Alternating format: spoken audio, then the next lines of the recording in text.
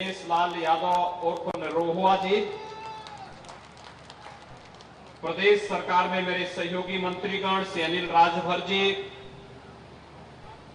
श्री दयाशंकर सिंह जी, श्री सुरेश राही जी, माननीय सांसद रमापति राम त्रिपाठी जी, नीरज शेखर जी, श्रीमती संगीता यादव जी,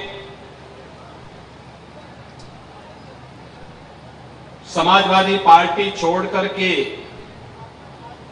भारतीय जनता पार्टी के विकास और राष्ट्रवाद के अभियान का समर्थन करने के लिए यहां पर उपस्थित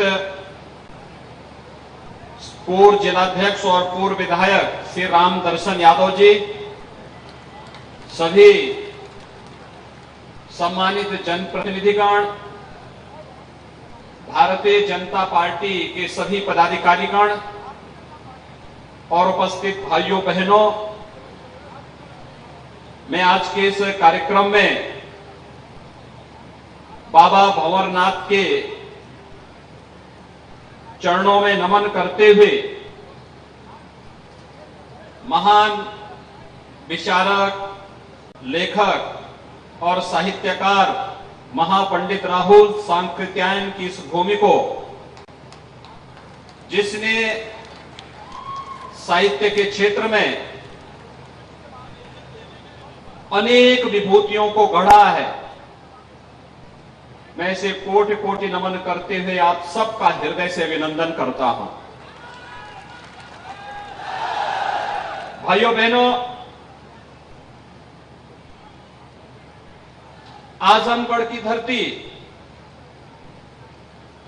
एक बार फिर से आजमगढ़ वासियों को एक अवसर दे रही है, और वह अवसर है इस उपचुनाव के माध्यम से कि हमें आजमगढ़ को कहां लेके जाना है। याद करिए, आजमगढ़ ने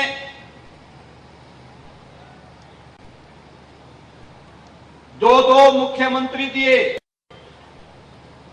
लेकिन आजमगढ़ का विकास नहीं हो पाया। आजमगढ़ के नौजवानों के सामने पहचान का संकट खड़ा हो गया, विकास भी नहीं हुआ, लेकिन पहचान का संकट आपके सामने खड़ा हो गया। याद करिए, समाजवादी पार्टी की सरकार के समय आजमगढ़ का नौजवान जब देश के अंदर कहीं जाता था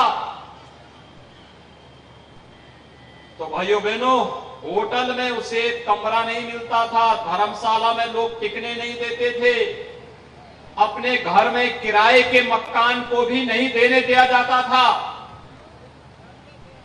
आजमगढ़ को समाजवादी पार्टी की सरकार ने आतंकवाद का गढ़ बना दिया था। बहुजन समाजवादी पार्टी भी उससे कभी अपने आप को मुक्त नहीं कर पाई, लेकिन भारतीय जनता पार्टी की सरकार है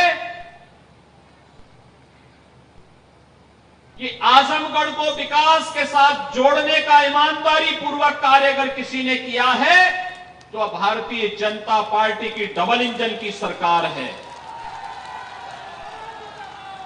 भाइयों बहनों, एक और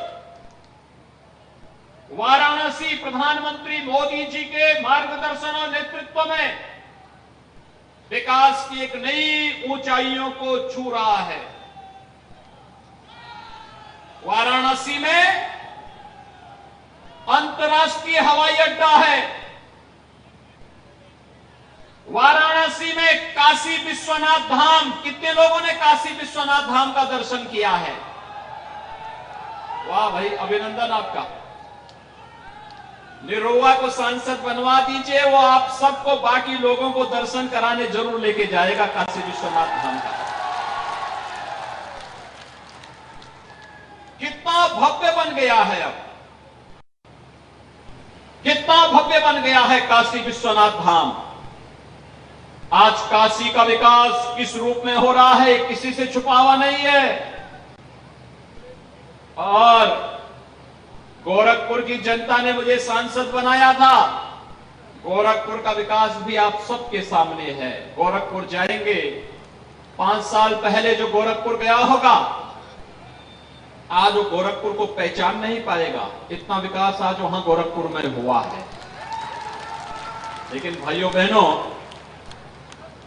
आजमगढ़ जिसे आप चुनते थे,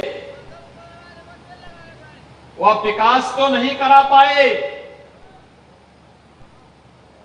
वे विकास तो नहीं करा पाए। आपके सामने पहचान का संकट भी खड़ा कर दिए।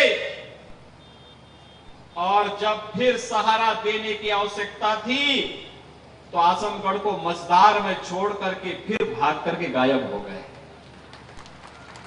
और ये पहली बार नहीं हुआ है। मुझे तो आश्चर्य होता है, मुझे आश्चर्य होता है।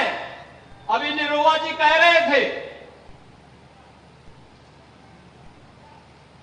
कि समाजवादी पार्टी ने एक दलित नौजवान का भी अपमान किया है। यहां पहले ज्वाइन कराया, टिकट दिया, फिर उसको टिकट वापस लेकर के और टिकट घूम फिर करके फिर सिपाही परिवार के पास ही वापस चला गया। उनकी दृष्टि से बाहर नहीं है, लेकिन केवल वहीं तक सीमित नहीं है। बहन जी ने भी जिन्हें अपना प्रत्याशी बनाया है, समाजवादी पार्टी उनको भी धोखा दे चुकी है। याद है ना, विधानसभा चुनाव में समाजवादी पार्टी में वे गए थे। समाजवादी पार्टी ने उन्हें टिकट से वंचित करके पूरी तरह बेरोजगार कर दिया था। तो समाजवादी पार्टी की तो प्रवृत्ति ही धोखा देने की है। चाहे वह प्रदेश को धोखा देने का हो, चाहे वह आजमगढ़ को, चाहे यहां के नेताओं को, चाहे अन्य कार्यकर्ताओं को, वे सबको धोखा देंगे। लेकिन भाइयों बहनों, आजमगढ़ के विकास को हम लोगों ने काशी और गोरखपुर के विकास की तर्ज पर आगे बढ़ाने का काम किया।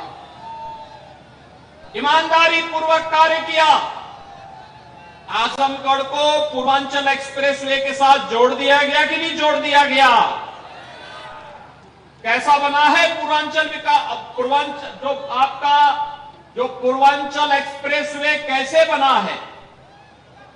आपने पूर्वांचल एक्सप्रेसवे में यात्रा किए हो?